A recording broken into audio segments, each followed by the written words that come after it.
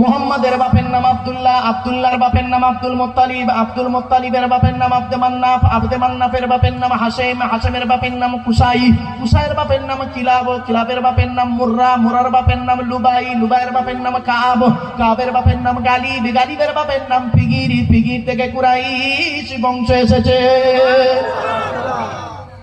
নবীর বাপের নাম আব্দুল্লাহ, মায়ের নাম আমিনা, দাদার নাম আব্দুল মুত্তালিব, দাদির নামটা কি? নেতিলা বিনতে খব্বাব ব্র্যাকেটে ফতেমা, কেউ বলেছেন সামিরা। নবীর নানার নাম হলো আব্দুল ওয়াহাব জুহরি, নবীর নানির নাম হলো বারিরা বা বাররা, নবীর দুধমার নাম হলো হালিমা, নবীর দুধ বাপের নাম হলো হারেস, নবীর দুধ ভাইয়ের নাম আব্দুল্লাহ, নবীর বাপের নাম আব্দুল্লাহ, নবীর দুধ ভাইয়ের নাম আব্দুল্লাহ। দূরে যেন এক করে ফেলবেন না। নবীর জন্ম 570 খ্রিস্টাব্দে। ইংরাজি কি মাস ছিল?